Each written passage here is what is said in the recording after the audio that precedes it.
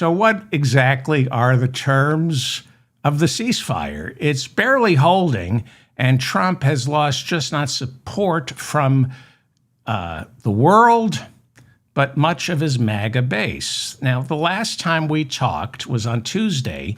Trump was giving Iran an ultimatum, open Hormuz at 8 p.m. Eastern, or I will put an end to your civilization, unquote.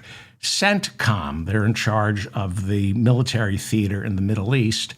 CENTCOM, we are hearing reports, began to revolt on Tuesday, about 4 hours before the deadline. There were generals telling Pete Hegseth, we will not obey your commands to destroy civilian infrastructure.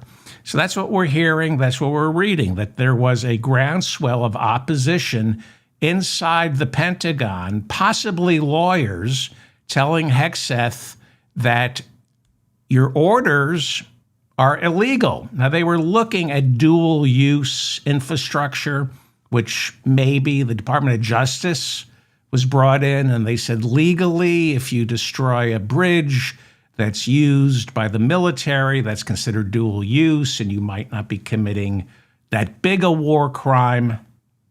But it became apparent to Trump late Tuesday afternoon, with a few hours to go, that Iran was mocking him. They knew he was desperate, and that they weren't going to open up Hormuz, and he could not bomb the civilian infrastructure. He would be committing war crimes on an industrial scale, which he already is. Shehbaz Sharif is the prime minister of Pakistan. He was the broker in the ceasefire. He was talking to Iran and the White House because Iran wouldn't talk to Trump. They said no negotiations. They were openly mocking him. They were sending out tweets saying Trump is desperate. He's going to chicken out. Thousands of Iranians began locking hands as human shields, daring the Pentagon to strike their bridges and power plants. So Trump was desperate. He needed an off-ramp. 90 minutes before the deadline, on Tuesday, the White House announced a 10-point peace plan. But it wasn't what anyone agreed to. According to the White House, right after this ceasefire was declared, according to the White House, Iran capitulated. They agreed to zero uranium enrichment. They would give up their uranium. They would agree to reopen the Strait of Hormuz immediately and would put an end to arming the Houthis, Hamas, and Hezbollah. Iran immediately said, you're lying.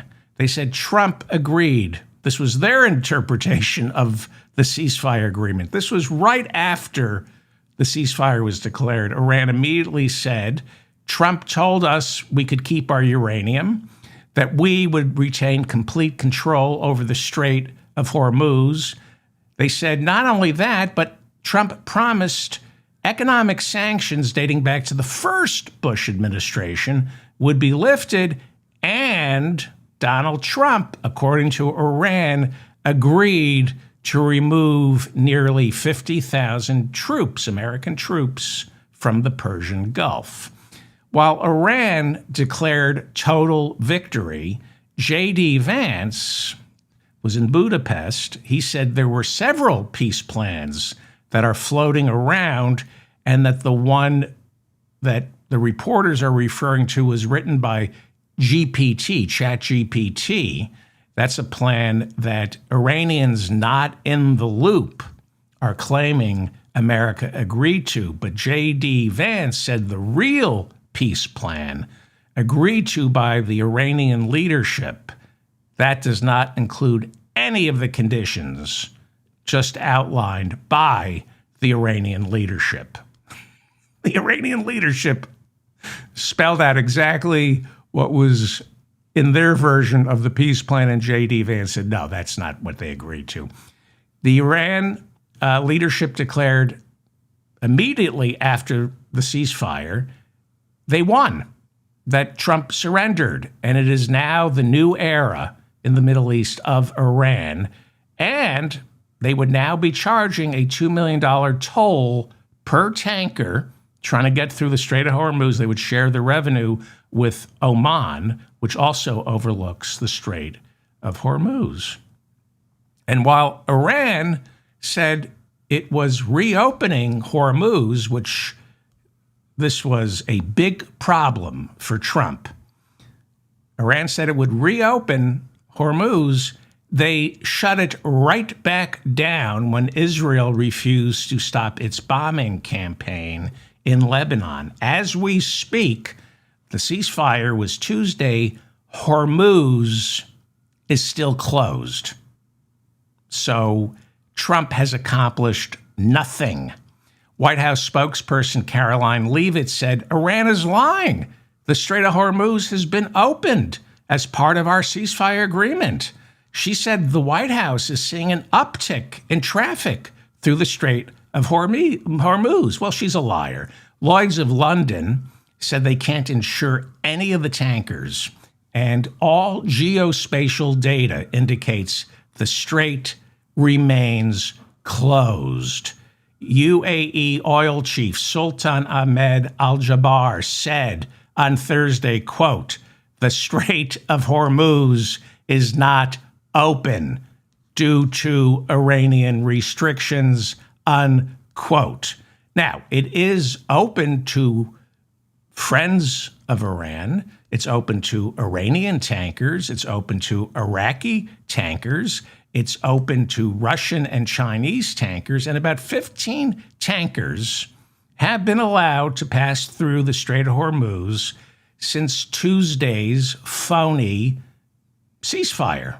Well, it is a ceasefire, but it's not a peace deal. It's pretty much a surrender for Donald Trump.